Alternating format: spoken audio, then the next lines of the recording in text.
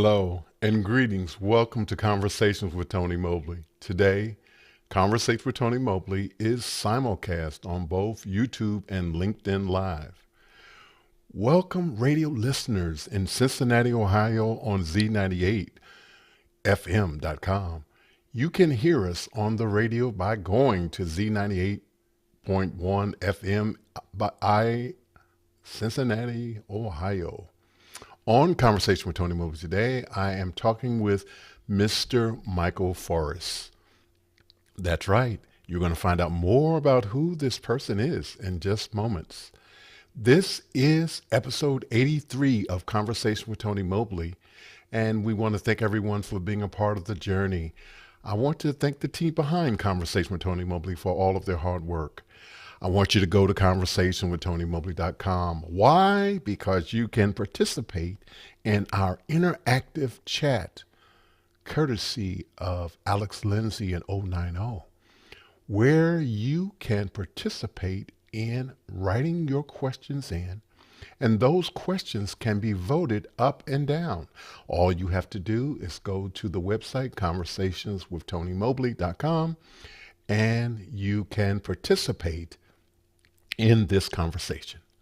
And now we are going to get to it, and we're going to ask our guests the very first question. Who is Michael Forrest? Hello. Hi, Tony. Thanks Hello, so much for having me on. Who is Michael Forrest? Very existential start. Well, I mean, I can talk about what I'm doing now, which is I basically spend all day making apps for streaming and live video production.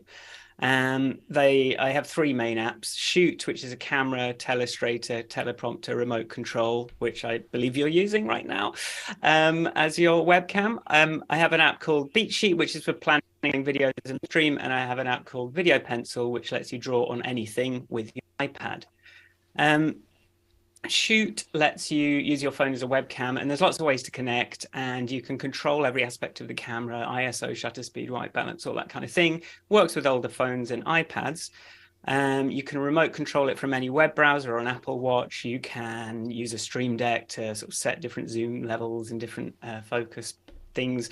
You can draw on your video, so you can pause that video. You can point a camera at something in a classroom, say pause the video, and then be able to sort of annotate that, put that on an Apple TV, things like that. And then it's also got something called live titles, where you can just draw an underline and say hello. Let's see if I can do that. Hello. And you can just add titles directly into your video just by speaking, which is really good in a sort of like presentation context, and that's multilingual as well. And we've got some other features that have grown over the years, like sort of like experimental green screen, gesture control. You can send the iPhone microphone. It works really well over HDMI, and I've had people using it out with a IRL backpack to sort of do live streaming in the world. Oh, that went over my face. And then it's got a teleprompter, which lets you use it with a Mac to sort of create videos on the go and be able to sort of set up a script as you go. And that works with Beat Sheet, which is a Mac app, which lets you plan and run live streams. It basically gives you a sort of list of sort of bullet points, and it can control Ecamm Live, it can control OBS, it can control different pieces of software and give you sort of smooth out that production. If you don't quite have the two people working with you to produce the show, and you're just doing it on your own or with another guest, then this is a tool that I've made for that purpose. And then finally, Video Pencil, which is the one I think most people are excited about at the moment, which just lets you draw on everything, on anything on the iPad, and it is iPad focused, whereas Shoot lets you do some of those things. But I kept getting a lot of requests for extra features and more things, and it started to outgrow what a camera app should be. So I sort of reimagined it. What would this look like if I could bring in media, bring in different camera sources, bring in different things, and just make it really optimized for drawing. And the main feature is it will bring through your camera onto the iPad, so you can see exactly where you're drawing. So I'm using it right now, so I can sort of draw over my face and I know exactly where I'm drawing. I can sort of show you quickly how it connects. If you have a Mac, it's super easy. You just download this Mac app called Video Pencil Camera. It will find the iPad, it will connect, and you just select which camera you want to use to draw on. If you are using a PC or OBS or any other kind of software, it is fully NDI compatible, so it will send a transparent NDI feedback, and you can integrate it however you like. And then it's just got all the things that you like about drawing with an Apple Pencil. You don't need an Apple Pencil to use it, but it sort of makes the most of it. You can change the colors, you can move things around, you can delete things, you can, and then it's got the live titles feature as well. So, and it also lets you bring in media. So I could even just bring in a picture of Blackboard, put that up and say, hello on there. And then I've got a sort of background that I can draw on and integrate into the scene. And you can also bring in video files and scan through those, draw on those, annotate them, zoom in, all that kind of thing. And so that's a sort of a very quick tour of all the stuff that I'm working on at the moment. And I'm ready for questions. Okay. For those people who are not tech savvy, what's NDI? Because you mentioned it. NDI is a network video standard. So it's sort of an easy way to, lots of different video software supports taking video from a network. So it just basically means you can connect over Wi-Fi, connect between two different apps on your computer, connect between a Windows machine. There's some hardware cameras that support NDI that will integrate in. And I have an eye surgeon that's been working on me since I started Video Pencil, and he has a very elaborate lab setup where he shows surgery to students and sort of projects it up to an Apple TV, and he has an NDI camera pointing through a microscope, and he can annotate that. So I've been making sure that all of those sorts of things are possible and easy to do. But yeah, it just means network digital interface. But yeah, that's because it used to, as opposed to SDI, which is, I guess, the broadcast standard with cables. Thank you, sir. Appreciate that. The next question is, how long have you been a software developer? It's sort of like, how old am I, really? I think I first started programming. Well, we got a ZX81 in the 80s, in the early 80s. So that was my first exposure. And then we sort of always had computers in the house. I did a paper round when I was 13 to be able to get my first Amiga. And I've just been sort of interested in making computers do whatever I can get them to do for decades, really. And then I sort of went through the crucible of working for agencies and sort of working for clients and doing all that kind of work. And so, but the Squares TV has been the last year and a half. And I quit contracting 3.5 years ago. I said, I'm not selling my time anymore. I'm just going to go out on my own. So for myself, with no one to answer to, it's been about 3.5 years now. Just doing everything. So let's talk about those 3.5 years. So what was it like? Because 3.5 years ago we're in the pandemic. So what was that like? Well, here's the thing. I spent the first 9 months. I'd had my most previously successful app was a mood tracking app, which let you sort of record how happy you're feeling day to day, and it would just randomly interrupt you. And I'd sort of evolved. One of the best decisions I made in my life was looking at the graph of it's when I quit drinking. That's actually 10 years ago, and I saw that my happiness increased so sharply. I thought, right, I'm gonna sort of turn that feeling into an app. And I spent 9 months polishing and developing and working with a designer and doing the brand page twice. And then as I came to launch, the pandemic hit. And I had an app that was supposed to encourage people who were scared of changing their lives. It was called Changes, is the app. So I change something, I see what happens in terms of my emotional well-being. And then suddenly everyone in the world was forced to make this huge change, and my app no longer made any sense. But at the same time, Shoot, which was this little camera app that I'd made, 5 years ago, because I started live streaming when I was living on a flat in my own in Berlin, and just people started needing that. And suddenly I just saw all these sales skyrocketing for this app that took me an afternoon to build at the time. And so it was this strange thing where I sort of held on to the thing that I'd put all this time into and I'd put all this expertise into, but at the same time, I had this app that was just selling and I wasn't doing anything. And it took me sort of another year or so to say, because I thought, oh, anyone can make this. Like, it's really easy to make.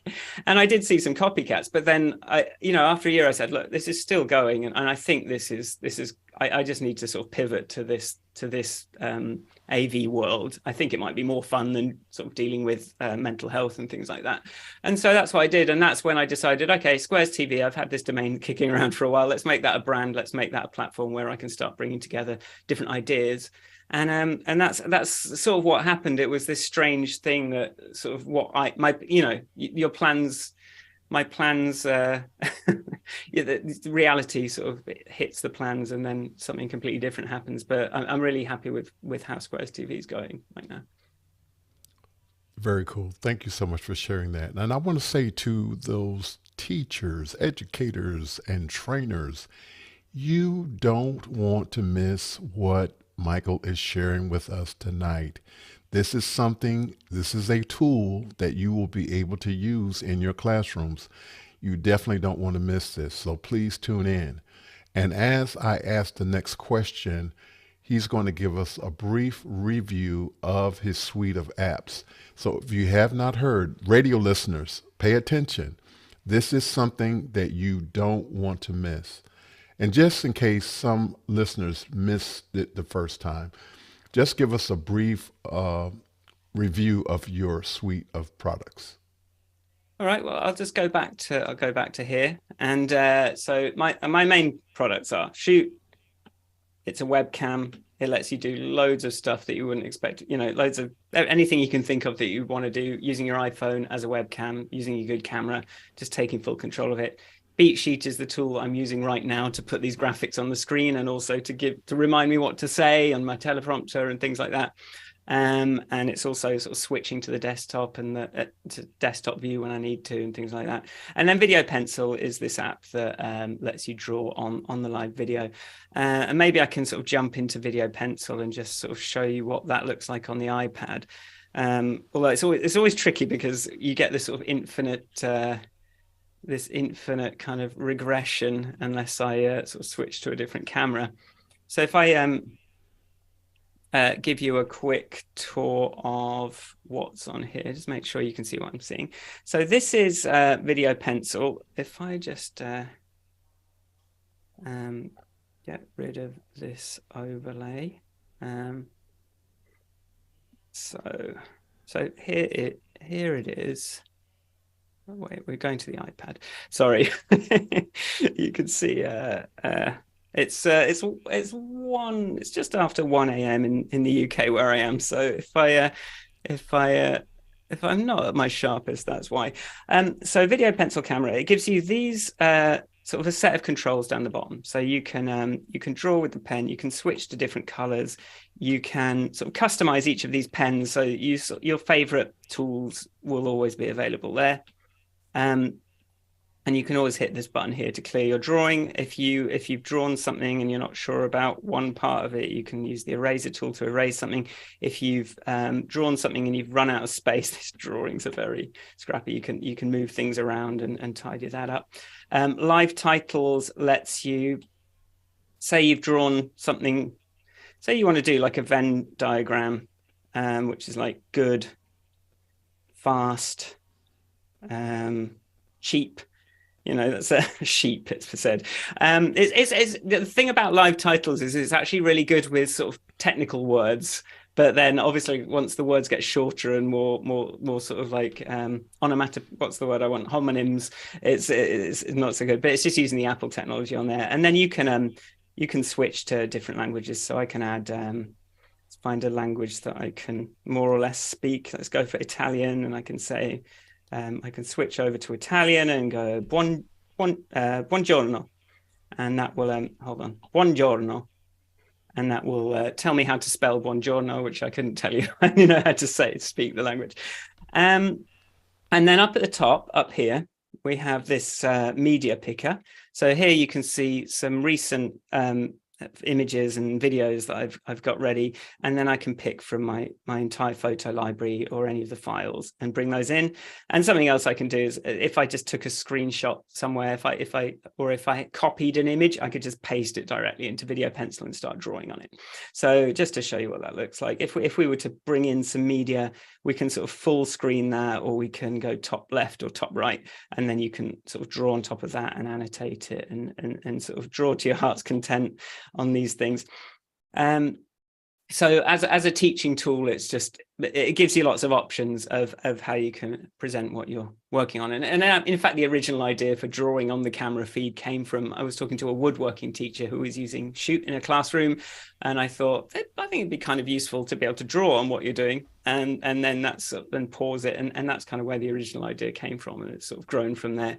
Yeah, so that's Video Pencil, a quick tour of that. And the other ones are a bit less flashy looking, but just a useful camera that doesn't crash is what you want from Shoot, I think. And I will share with everyone who's watching that I am using the Shoot app as my camera. And I'm just going to share with you briefly, everyone who's listening.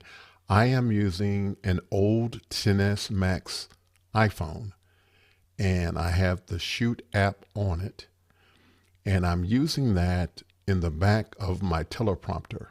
So I'm not able to reach it while I'm on camera.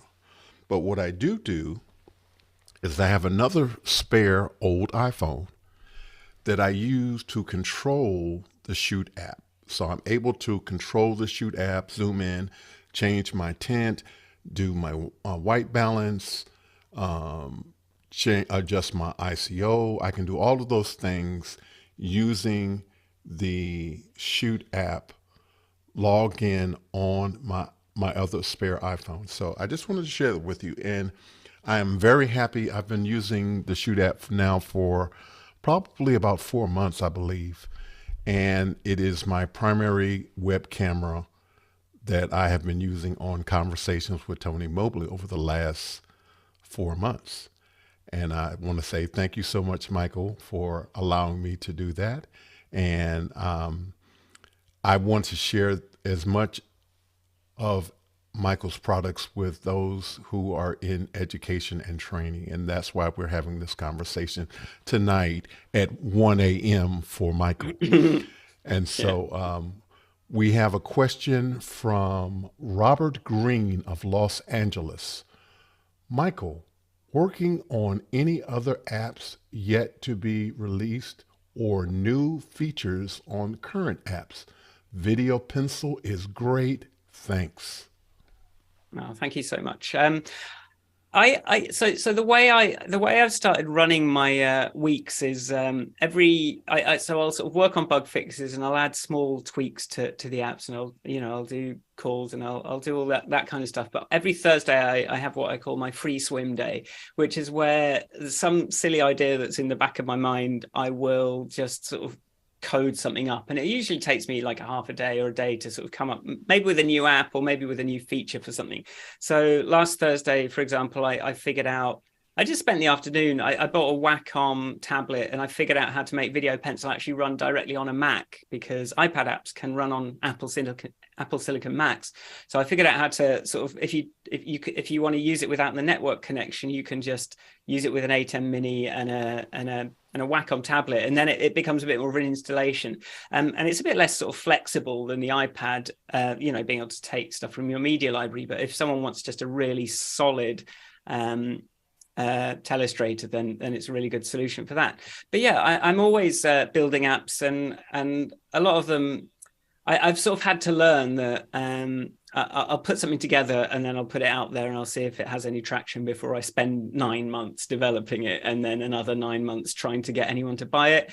If I don't see sort of interest after the first couple of weeks, then I know that I haven't got anything that anyone really understands. So one thing I made was a DJ, so I play music on stream, and I made a sort of live streaming app for musicians that you can just sort of throw a few different cameras around the room and throw some sort of libraries of images and videos, and with very little configuration, it will just let you play music, and it will do different sort of shader effects, and it will switch cameras, and it'll do all these different sort of patterns and graphics so that your live music streams look interesting.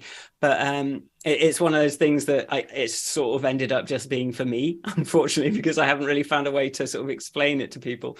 But certainly a lot of things coming up in Shoot and Video Pencil and BeatSheet. I'm always adding things to BeatSheet, certainly. But because I use it all the time. I use it for producing tutorial videos. I use it for going on streams like this. I use it for, I use it for all sorts.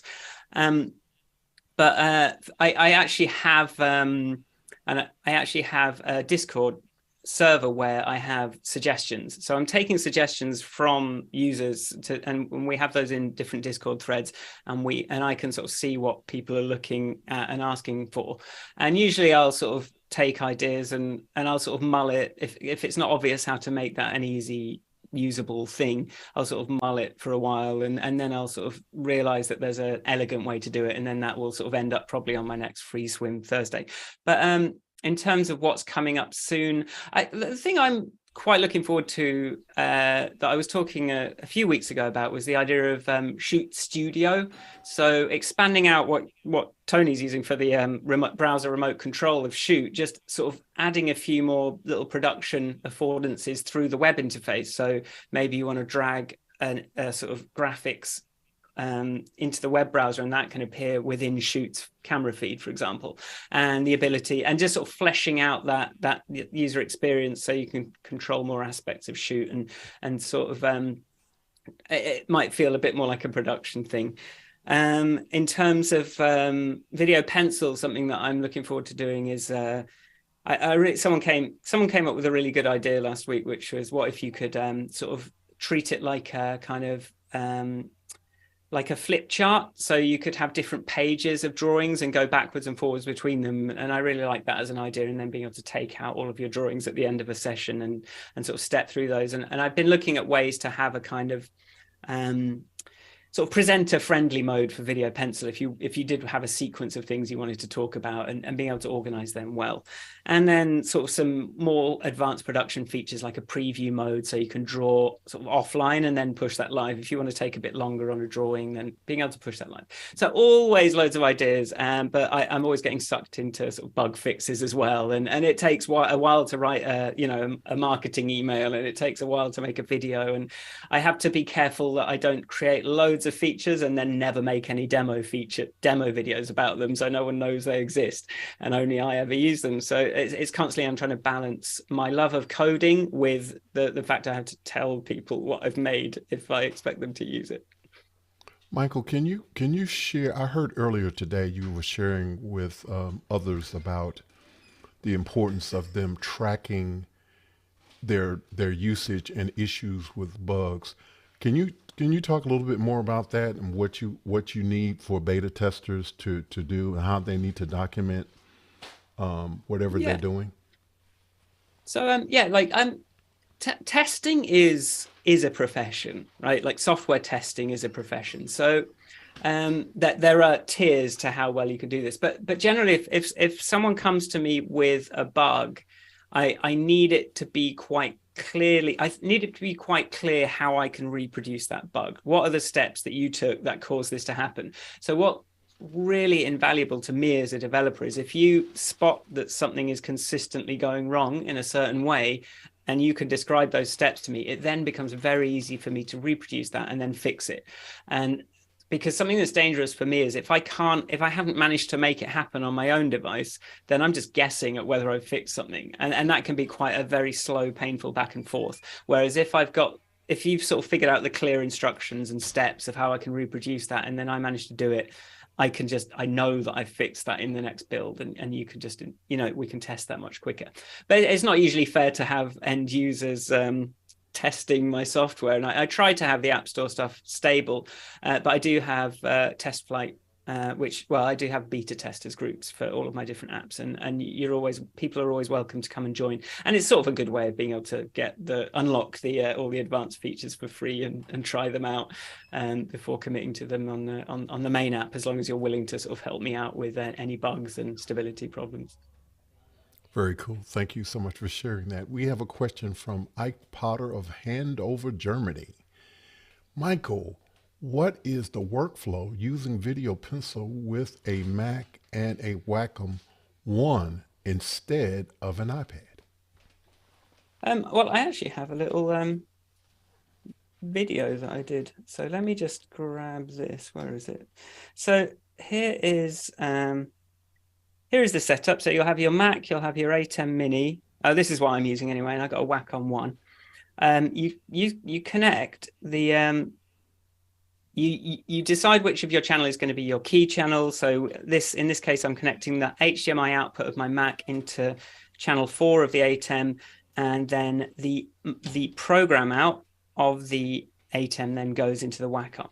And then the two devices are connected on USB, and then we're able to run on the Mac Video Pencil, and you'll be able to see that on that external display. And to see what that looks like in practice, here's me sort of plugging everything in. I'm plugging in the ATEM. I'm plugging in the output of my Mac into the input of the ATEM that I want to use for keying. I'm plugging in the Wacom, and then that has these two connectors, one for USB, which I'll plug into the Mac, and then the other is the HDMI input, which goes into the program out of the ATEM Mini there. Hey, Michael, excuse me for interrupting you. Ah, no, it's not showing. Yeah, we weren't seeing it. It's because when I it's the dangers. Excuse me. Right, let's just come back. So just to show you, this was the diagram. This is the dangers, because whenever I demonstrate something, whenever I show the iPad screen, I switch over to a different camera, and then it's not going into my webcam, so that we avoid the infinite loop. But here we go. So we've got the Mac, we've got the ATEM, we've got the Wacom tablet. So connecting those together, we go into the key from the Mac HDMI, and we go from the program out of the ATEM into the Wacom. I guess I'll just do this again. Thank you for interrupting me. So here's me plugging the ATEM into the Mac. So we do that. Then here's the HDMI out of the Mac. So now the ATEM channel 4 is an external display of the Mac.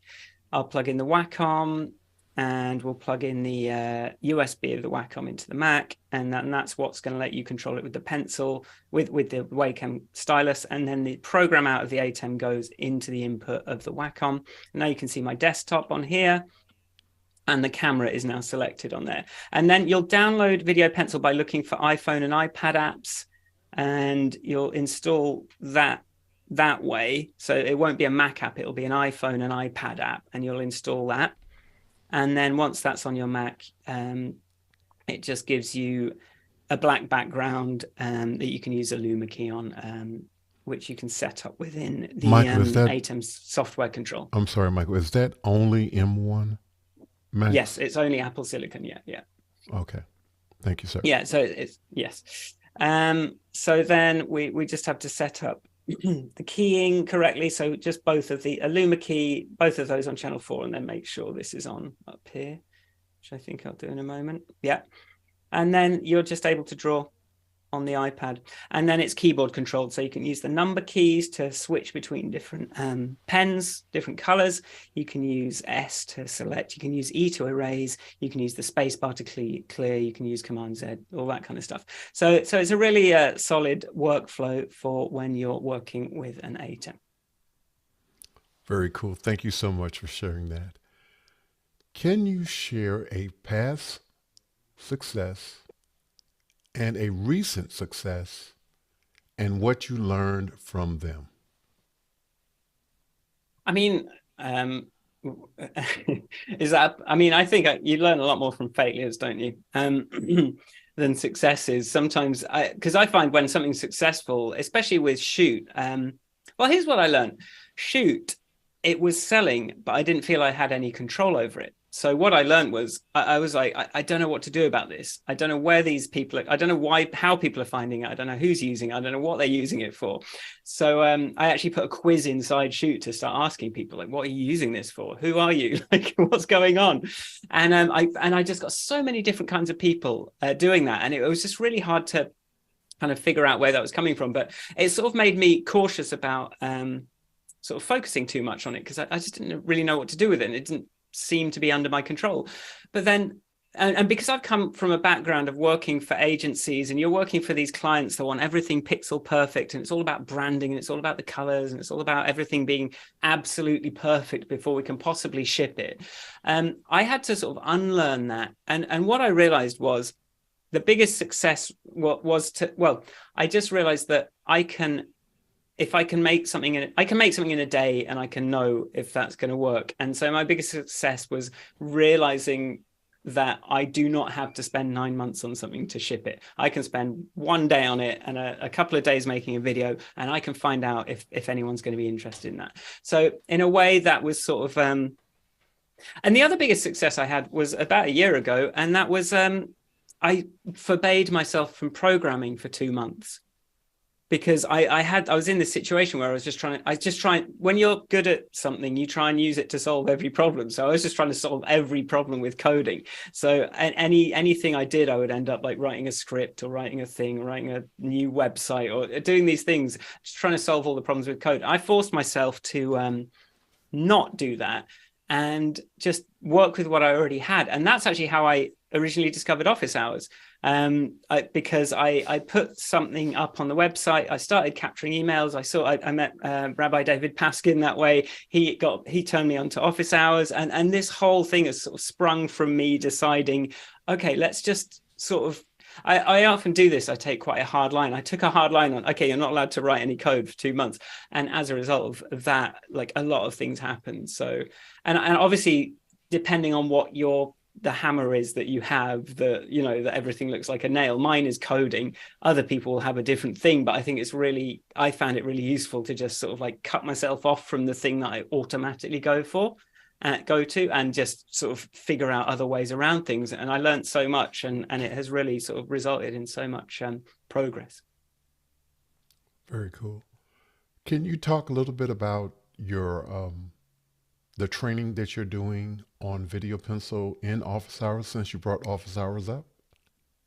Yes, absolutely. So I've done 2 after hours labs, and I don't think I quite knew what I was getting myself into. But the idea is, the way I'm structuring it is a sort of little bit of a Q&A, but I'm basically sort of showcasing whatever new things I've sort of put together in the last week, and then helping people figure out how to use it. Like, basically listening to how people want to use the stuff I've made, and either helping them to get it configured correctly, or sort of like prioritizing a feature that's going to make that easy in the near future. So it's a 1 hour call on Wednesdays. I think it's 10 a.m. Pacific time. It's 6 p.m. my time.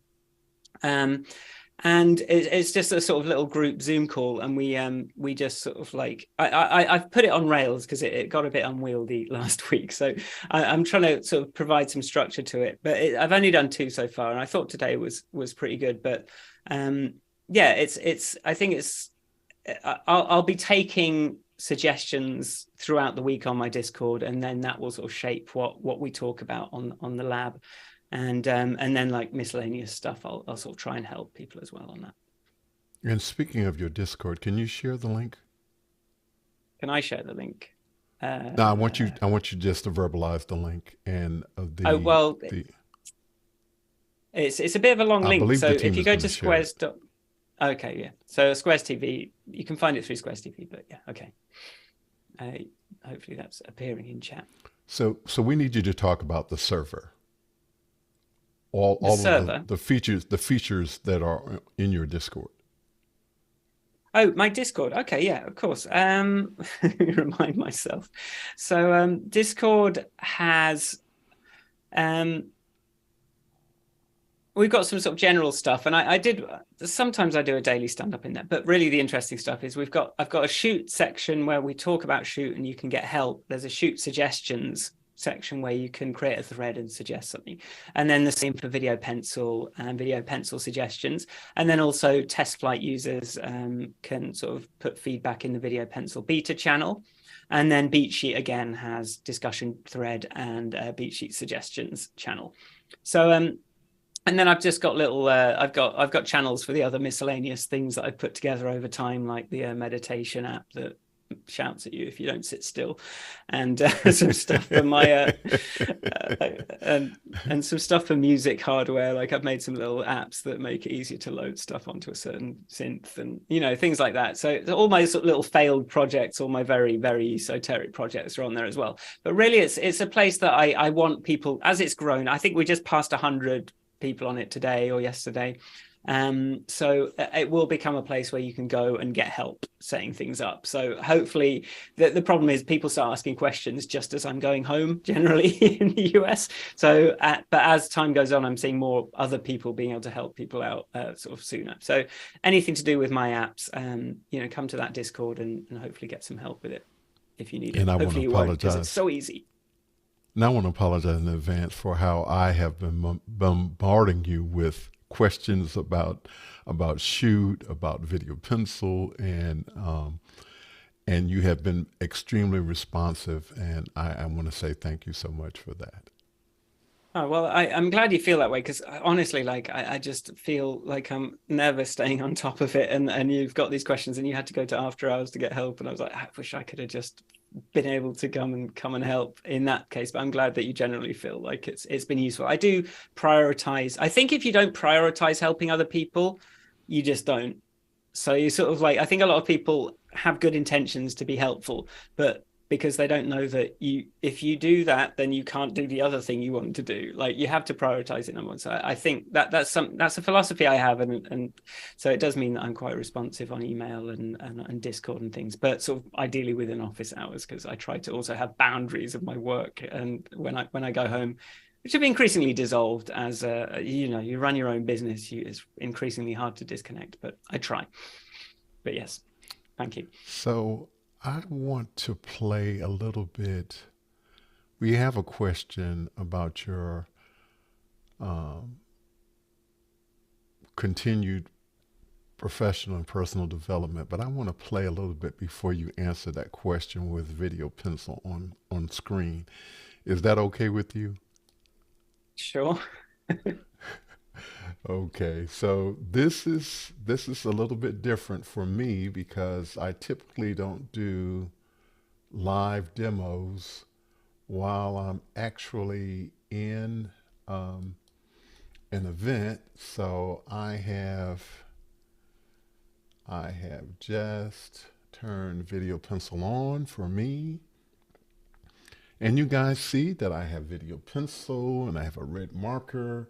And now I'm going to take another color. Let's see. Let's go with yellow. And we're going to do a little test. Thank you, Michael. And we have thank you, Michael, showing. And we're going to select another color. We're going to do blue.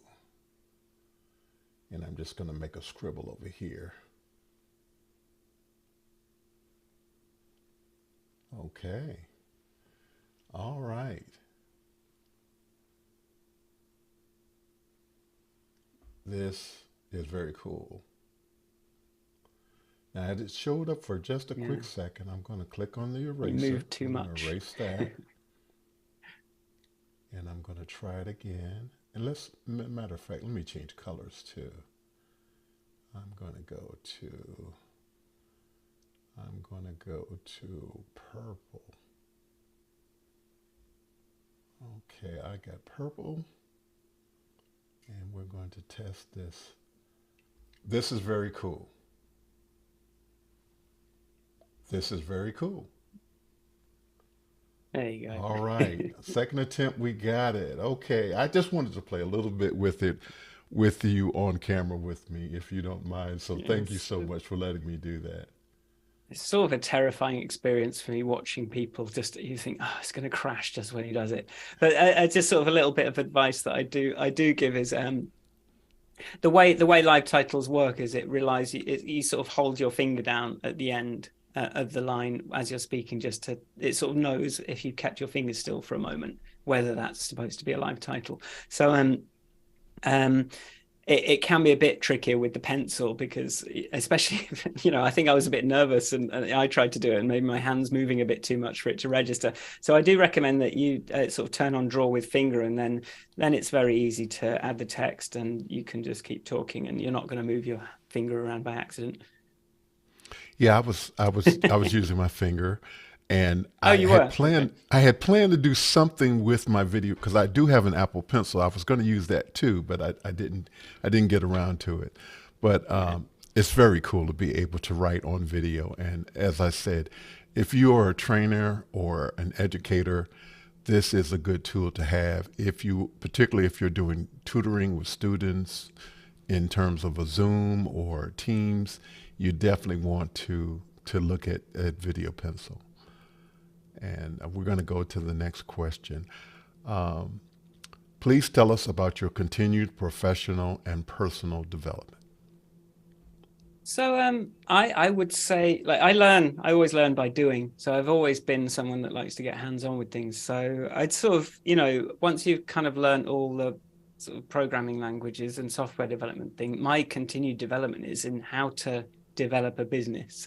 And that's learning all of those things. What is product market fit? What is how do you do marketing? How do you do all those kinds of things? And so what I've been doing, well, I think it starts from talking to people. It starts from getting ideas and not just being siloed off and working alone all the time, and actually having conversations regularly. And then that can lead to podcasts and books. I read a lot of books. I listen to a lot of podcasts when I'm sort of trying to learn a lot. At the moment, I sort of feel like I've got enough to be going on with, and I'm not sure where to go next for information about building a business. But you find communities like Office Hours. You find there's Indie Hackers is another one, which is just sort of generally solo developers that are doing things, and there's a lot of questions and people discussing the ins and outs of sort of going it alone, sort of with no investor funding or anything like that.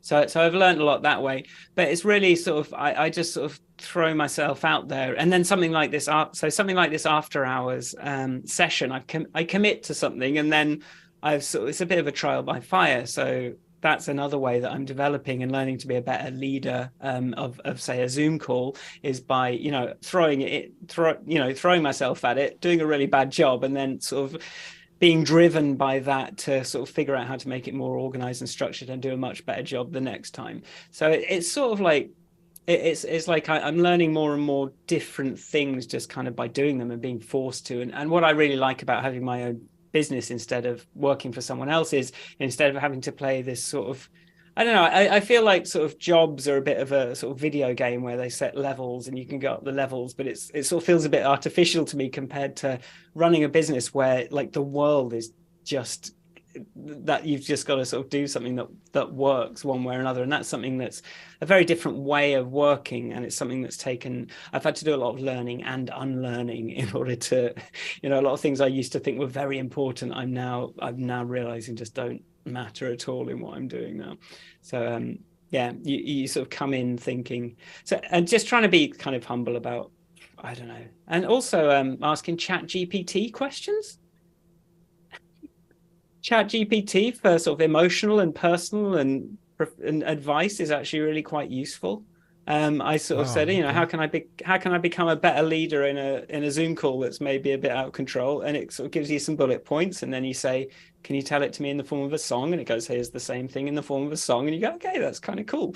So it's sort of like, I'm actually finding that quite a good way of sort of filtering down the world's knowledge into a sort of palatable form that I can ask it exactly the situation that I'm talking about. So yeah, lots of different ways. Very cool. Thank you so much for that. What is next for Mr. Michael Forrest? It's a very good question, because I feel like I'm in very much an iteration mode at the moment, where I'm just sort of adding a thing, moving forwards. And I don't know what the next transformative thing is going to be. Well, I'll tell you what's next is I'm moving to Edinburgh from London. Okay. So 20 years in this city. So we're trying to sort of sell up and move up to Scotland, which is a few hundred miles away from where I am now. A bit colder, but a completely different city.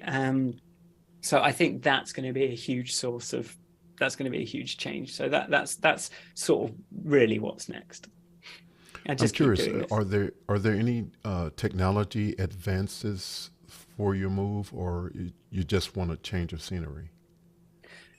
I think we've been sort of hoping to. London is a strange place, it's very sort of overworked and sort of just very money oriented, and it's really hard to live anywhere nice in London. And even if you could afford to, none of your friends can. So it's just, we're looking for a bit of a more of a human sized city where you can sort of walk around and you can bump into people and you can, have that kind of experience. And which is just not really possible in London anymore, or any sort of like bigger cities that have become these sort of like finance hubs that London is now. Well, for now. Well, before, I think the last question is coming up, but before the last question comes up, I want to say to you, Michael, thank you so much for the Shoot app. And here's why. I was using another solution. I was one of those people who started out using just a basic 2012 MacBook Pro and really got into office hours, and those guys let me hang around with them. And as I started to build an infrastructure for my setup, I was not in the position that I could afford a really nice camera. And so I had a couple of different webcam solutions that were okay. They were not bad. They are not what I have right now. And so I had another application that I was using prior to Shoot, and it was very good. But the company was purchased, and then the cost of using it changed. And so it got to be where I was not able to afford it. So I'm using an older 10S Max. I think that I look pretty good using a 10S Max with the Shoot app. So I want to say thank you so much for Shoot. And if you have those who are listening, if you have an old iPhone lying around, this is what you can do with it. You can be on camera and look very good. Now, I know that I can't compete with the high-end cameras that my community office hours uses, but I think that I'm pretty good with this 10S Max using Shoot. So again, thank you, Michael, so much for that. I'm glad And it's our final working for you.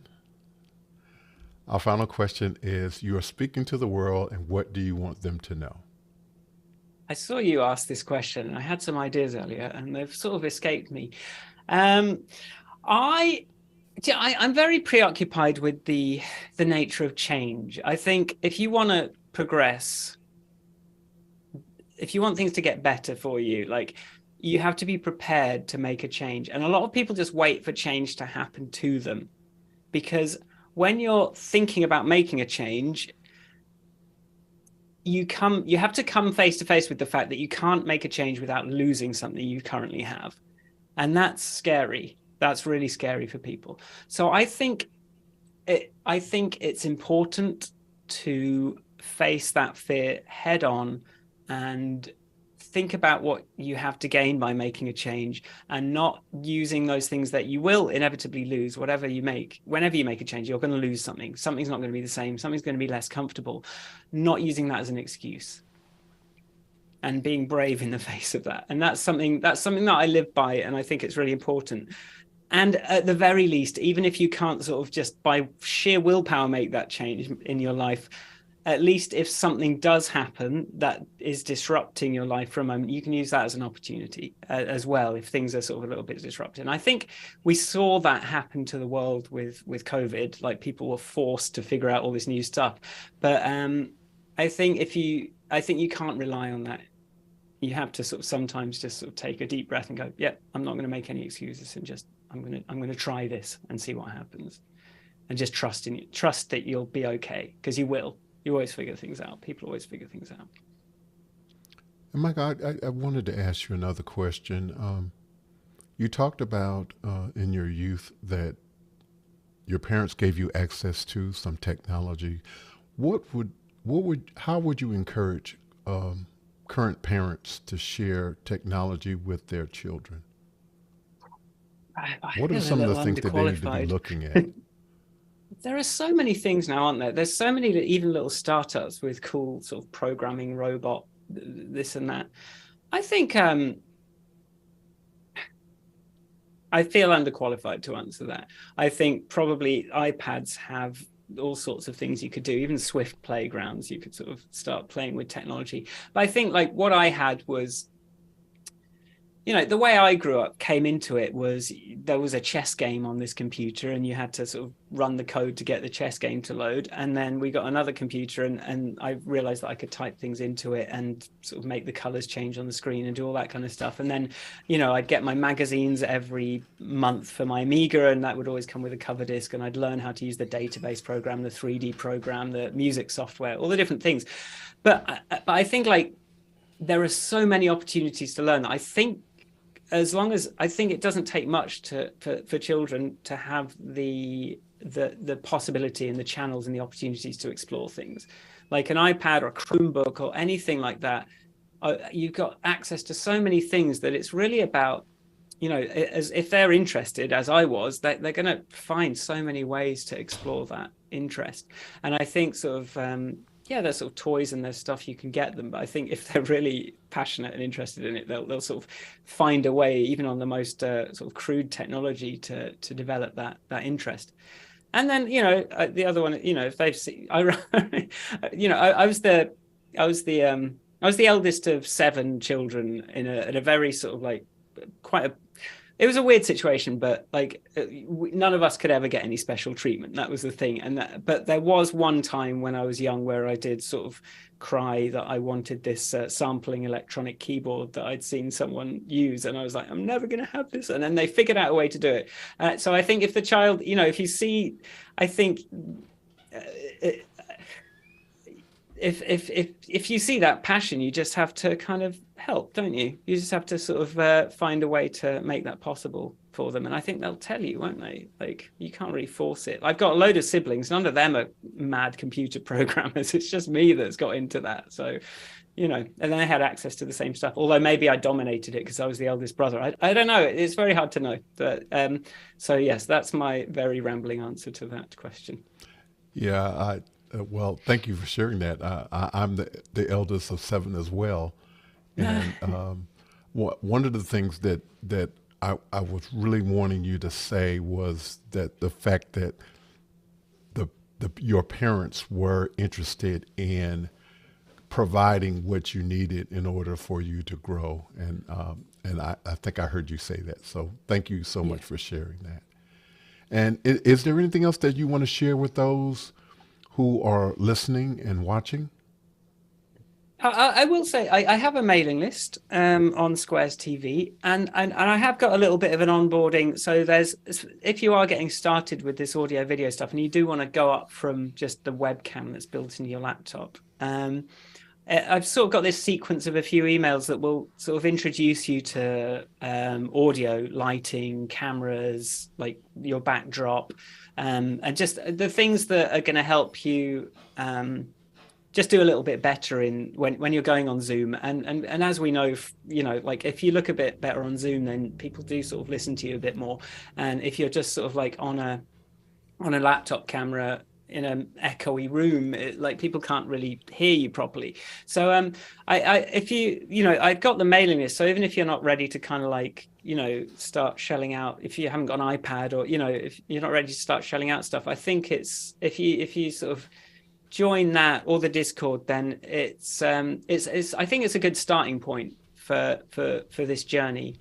And then just always feel free to drop me an email, michael@squares.tv, and I'll do my best to sort of help in whatever way I can. And you can use the Video Pencil app with the watermark for no cost. Is that correct? Yeah, so all my apps, all my video apps, it took me a while to realize that I should do this, but they basically have a watermark on them. So you can try them out. You can see if you can get it to work with your setup, and it'll just have an overlay on the video that will say, like, it has the Video Pencil or it has Shoot Pro, on Shoot. And that's just a chance that, because you don't want to have to like pay money and then find out you can't get it to work, or because this stuff can be a bit complicated sometimes, so it might not quite work with your setup. But I think it usually does. But yeah, like you can try anything for free that I do make, and I try to have that as a policy. But yeah, there may be a watermark on something, or there may be some limitation before you shell out. And Shoot has some, I recently redid this pricing on Shoot because it used to be quite all or nothing, but now it's a bit more incremental. And then Video Pencil will have more sort of unlocks as time goes on as well. Very cool. Thank you so much. Thank you, Michael, so much for being with me tonight. Thank you so much for staying up so late in the UK to be with me tonight. But I think it was a worthwhile conversation for us to have and to expose educators and trainers to this wonderful products that you have. So thank you, Michael. Appreciate you so much for being here with me today. And we want absolute pleasure. We actually want to say Conversation with Tony Mobley is produced by valued audio and visual professionals who meet daily on Office Hours Global, hosted by Alex Lindsay. Thank you, Z98.1 FM, LinkedIn Live, YouTube, Conversations with Real People. Last week, we had a great conversation with Miss Daria Musk and Mr. Richard A. Musk, known as Ram. Thank you all so much. If you have time, please go back and watch the 80+ episodes of Conversation with Tony Mobley. We think you will find something that you like and is helpful. So please go back and watch. Conversation with Tony Mobley can be heard on 98.1 FM, our radio audience in Cincinnati, Ohio. Thank you, Taylor Sunderhouse, the team behind Conversations with Tony Mobley, for making this happen. Mr.